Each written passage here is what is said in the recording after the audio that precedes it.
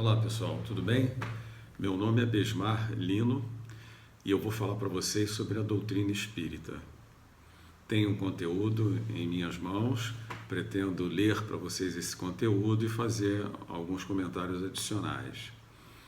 A nossa proposta aqui é levar o conhecimento da doutrina espírita para o maior número de pessoas possíveis, fazendo com que essas pessoas possam utilizar esse conhecimento na prática, no dia a dia de suas vidas. Muito obrigado pela sua presença aqui. Vamos ao conteúdo. Primeiro livro, módulo 1, aula 1.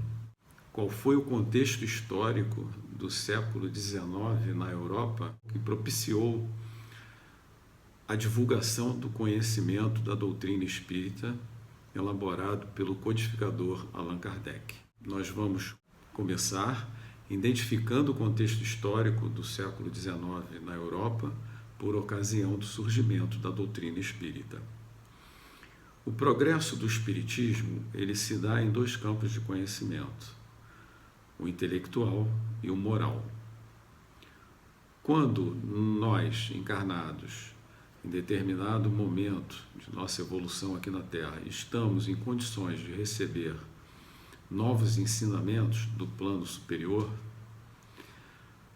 esse plano superior, o plano espiritual, nos envia espíritos mais evoluídos, envia para a Terra, para que eles encarnem e possam contribuir com a nossa evolução, nos dois campos de conhecimento, para ajudar-nos em nosso progresso. O século XIX foi um desses momentos em que a humanidade foi agraciada com um grande número de espíritos iluminados, que vieram efetuar profundas transformações na conjuntura política, social, científica, cultural e econômica daquela época. Alguns desses pensadores importantes são Voltaire. Ele era poeta, ensaísta, dramaturgo, filósofo, historiador, responsável por várias reformas na França, como a liberdade de imprensa, tolerância religiosa e tributação proporcional. Montesquieu. Ele era político, filósofo e escritor francês, famoso pela sua teoria da separação entre os poderes. Rousseau, filósofo suíço, escritor, teórico político e um compositor musical autodidata, defendia um Estado social legítimo. Quesnel, economista francês, criou a ideia da oferta e da procura, fundamento da economia moderna.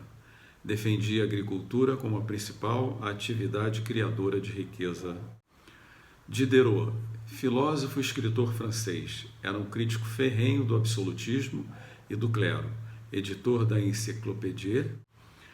Alembert, filósofo, matemático e físico francês, participou da edição dessa enciclopédia. Foi um expoente no desenvolvimento teórico da física e da matemática.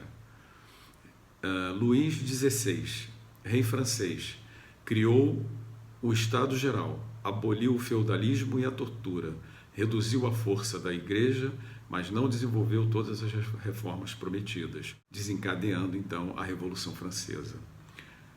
Napoleão, imperador da França por 15 anos, fez grandes reformas em prol da liberdade individual, igualdade perante a lei, direito à propriedade, dentre outras. Outros personagens importantes da época. Por exemplo, tivemos Wagner, Beethoven, Chopin, músicos. Tivemos pintores famosos como Manet, Monet, Renoir. Escritores, Victor Hugo, Lamartine, Stendhal, Zola, Goethe. Cientistas, Louis Pasteur, Darwin, Pierre e Marie Curie. Grandes transformações nessa época, apoiados principalmente nas ideias renovadoras divulgadas pelos espíritos reformadores, denominados iluministas e enciclopedistas, dão-se os grandes movimentos sociais europeus e a queda do absolutismo. Os Estados Unidos foram a primeira nação a absorver o pensamento renovador dos iluministas, advindo como consequências a proclamação de sua independência em 4 de julho de 1776 e a Constituição da Filadélfia, a elaboração dessa Constituição, que se tornou um modelo para as futuras constituições democráticas. A independência americana repercutiu intensamente na França, acendendo a fagulha que levaria o povo francês à Revolução Francesa de 1789, marco que separa a Idade Moderna da Idade Contemporânea. A Revolução Francesa fez desencadear sucessivos progressos culturais, fazendo o século XIX entrar para a história como o século da razão. Outra revolução diferente marcou também esse período, a Revolução Moral, proposta pelo Espiritismo, proposta pela doutrina espírita, codificada por Allan Kardec. Em 31 de março de 1848, numa casa humilde, numa tosca cabana, residência da família Fox, nos Estados Unidos da América, cria-se um código, uma forma de comunicação, uma maneira de comunicação entre os encarnados e desencarnados, uma maneira de conversa com os espíritos, e inicia-se o diálogo com o plano espiritual. Foi nesse contexto histórico que surgiu o Espiritismo, como um conjunto de leis e princípios destinados à humanidade, a qual já se encontrava amadurecida para receber o Consolador, ou seja, a nova revelação prometida por Jesus. Esse contexto histórico dos iluministas, desses espíritos evoluídos, fez com que toda a humanidade, à época, pudesse estar mais propensa a aceitar novas ideias, a discutir essas novas ideias.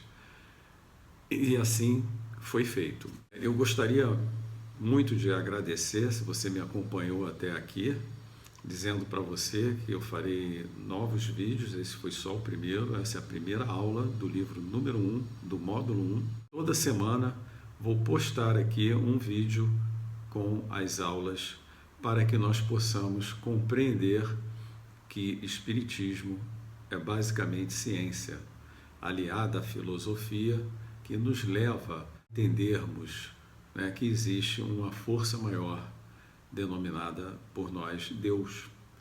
Então, muito obrigado mais uma vez por você ter estado aqui comigo. Um abraço, até lá.